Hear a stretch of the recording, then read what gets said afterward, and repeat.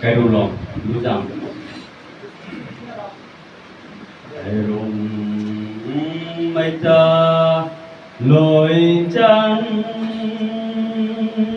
khó tốt đi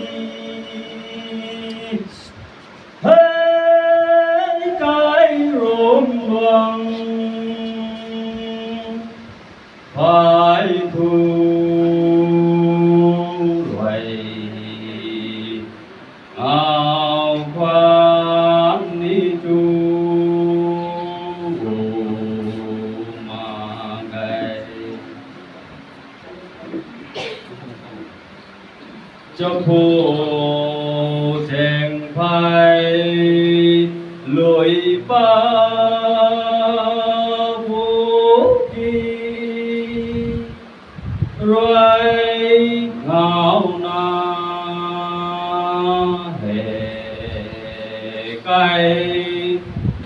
rung loáng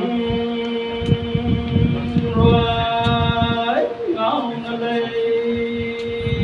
sang cái yo ai môn trang tin lần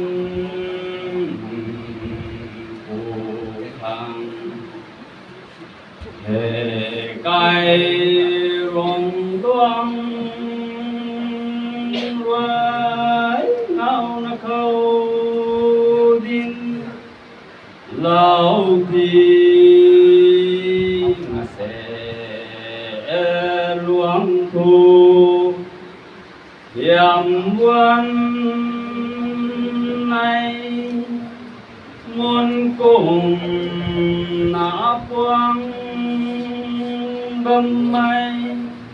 thao tay sa đằng thiếu đây đình tâm thiếu đây rồi ngao na hệ phúc than dèn dèn ca nái quy nay tâm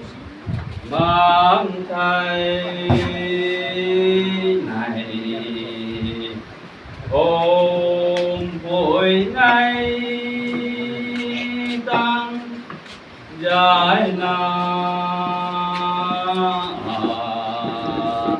trên quang băng